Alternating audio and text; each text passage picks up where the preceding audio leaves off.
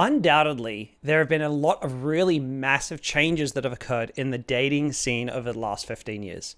And what I want to do today is talk about, as a guy and a coach who's worked in the dating industry for the last 14 years so I've had my company for that long, but I've also been in it for the last 20.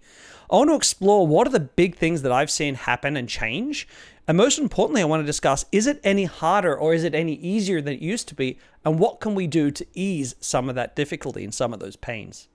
So really, if we look over the last 15 years, there have been three massive things that have shifted in the zeitgeist and the dating zeitgeist. One, shouldn't be a surprise, is online dating, or really dating apps. Because 15, 20 years ago, there was online dating, and I gave it a try, and I actually had some great hookups that way. But really, when Tinder came on the scene, 2013, 2014, 2012, when Tinder jumped onto the scene, there was this explosion, right? And all of a sudden, women started, regular women, not nerdy, like creepy women and guys, regular people were jumping onto their apps on their phones, swiping left and right, meeting people. And in the early days, it was like shooting fish in a barrel with a hand grenade. It was like, wow, you just could not fail as a guy on online dating. On Tinder, that was definitely the glory days. But very quickly, and anyone watching now is probably aware of how much harder it is now. For your average guy to meet women on Tinder, you really have to be skilled, right? You have to be okay looking and you have to be skilled, and it is no easier than cold approaching now. It's no longer the God's gift to women. It's almost like, the devil's last laugh. But that's been one of the big changes, because that has changed the way that we date. Because now most dates that happen occur because of online dating, not the old-fashioned approaching in a bar and a club way. The second big change that's occurred has been the feminist movement has been around for a long time, but we've started to get the Me Too, cancel culture, a lot more calling out of toxic male behavior. Now, whether you agree that the behavior being called out or not is toxic or not, that's beside the point. That's raised a lot. That's become part of what men are now suddenly aware of, because men never used to be worried about how their behavior might impact that with their work. And now it's something that almost every man that I work with thinks about. The third big thing that's arisen that didn't exist 15 plus years ago was the red pill community, the manosphere, men coalescing together to say something isn't right in the world. We're not happy with it. We need to make a change. And you know that I don't always agree with things that come up in this community, but it exists, and it exists for good reason. And it has grown tremendously over the last 15 years. It didn't really exist back then.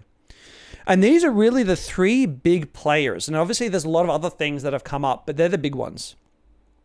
And so with all of this change that's happened, right, how much harder is it to cold approach? If I take a student out to a bar now, or if I took a student out to a bar 15 years ago, how much harder is it for him to meet a woman? And the answer is none. Not even a little bit. It is no more difficult. My clients have no more difficulty meeting women than they used to. I have no more difficulty meeting women than I used to. It is no harder to coach. No more effort is required on our part. It hasn't changed a little bit. And not just on the bars, out during the daytime as well. Approach a woman in a park, approach a woman down by the water at a tourist area. It's no more difficult. Approach a woman at the beach, fine. It hasn't gotten worse. A lot of guys fear that because of the Me Too, because of women calling out toxic behavior, that women will be less accepting of men going and talking to them, but they haven't. That really hasn't appeared to have changed one little bit. And so if that hasn't changed, what has? Because we're all aware that there have been changes. The world is a different place now to how it was. So the big thing that I see that has changed dramatically has been here. And by here, I mean the emotional health of both men and women has declined dramatically. The psychological distress and the psychological trauma and the psychological issues around dating and relationships for both men and women has increased dramatically. Now, I will argue that I agree. I think it's been worse for men than women, definitely. But both genders have copped it. And so I've seen that change a lot. And what that means is the average guy, so I got involved in learning to meet women when I was 20, 19 years ago, almost 20 years ago now. I got involved in that back then. And I think I got a better start than guys will today. In other words, I was less likely, guys my age had less emotional baggage when we started learning this stuff than guys do today. Why? Because there is the Me Too movement, because there is so much shame and blame thrown at men. because there is so much more doubt cast on what it is to be masculine, because the concept of masculinity is being attacked. And I know that's not the intention of feminist groups. That's not what they want to do. At least most of them don't. But that's what's happening. That's what men are feeling. Men are feeling less valued and valuable as part of our current culture. And so the self-esteems of men and how they see themselves is far worse. And I've seen that dreadful decline over the last 14 years. And really, that's the crux of why I wanted to make today's video, because I wanted to make clear that this is what's changed. And I don't want to do it to diminish the struggle that guys have, because I'm not. I'm highlighting. It's very valid, the struggle that a lot of younger guys have now. But I want to highlight that it is in your control to change, to shift, because it isn't actually physiologically harder to meet women. Online is crap, sure, but in real life, you do it the same way we used to do it 15 years ago, you'll be fine. You won't have any troubles. And so what's the way out of this? How can you escape this place that's got a lot of men and women stuck in these really unhealthy places mentally, emotionally? So really, first and foremost, I'll say this. You have got to get out of echo chambers.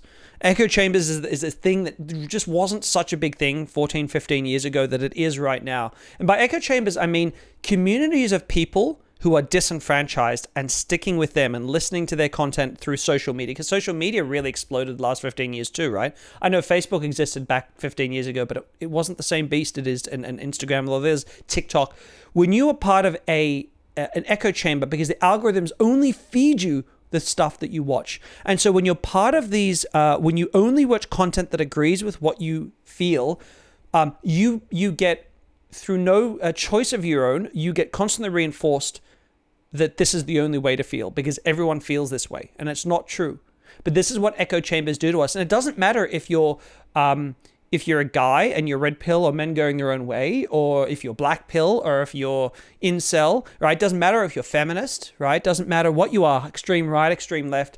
If you don't forcibly consume content that disagrees with what you think, in other words, you're telling the algorithm to show you both sides of the equation. If you don't forcibly do that, you will get stuck in an echo chamber, and that echo chamber will screw with your brain.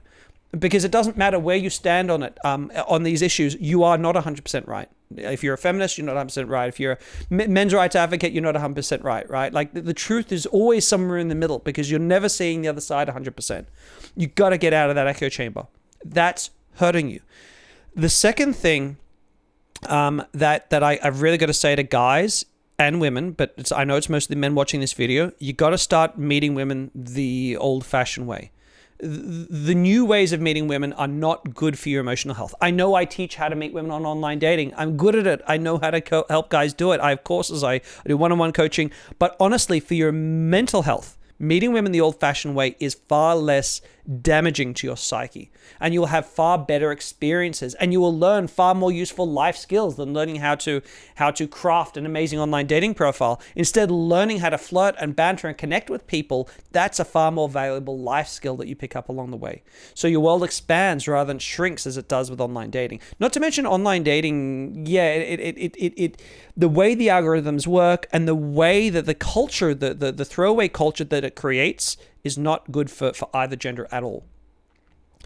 The third thing that everyone should be doing to really help with their mental health is, generally speaking, spending less time online. And I don't mean this as an oldie. I spend too much time. I spend a lot of time online. I'm a computer nerd. I always have been. So even though I'm 39, I'm down with the internet stuff, right?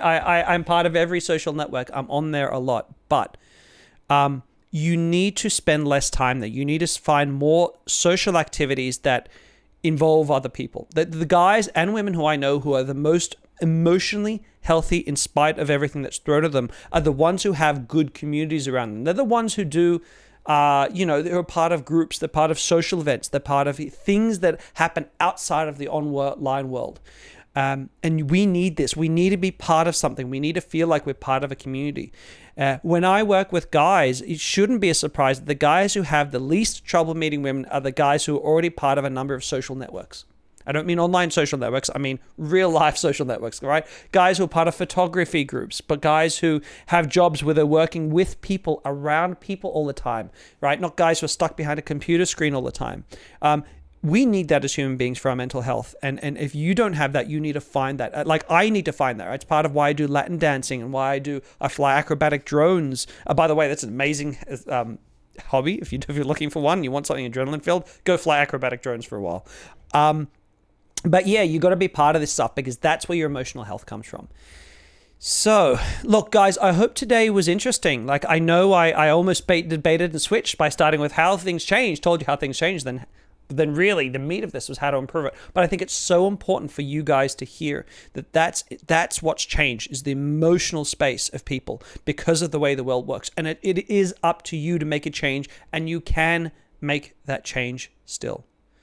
So I hope this video has been really interesting to a lot of you. You should know if you need some more direct help, I do offer one-on-one coaching sessions. I'll throw a link down in the comments below. If you've enjoyed this video, as always, guys, give me a thumbs up, subscribe to my channel so you don't miss out on any of my future videos. Take care.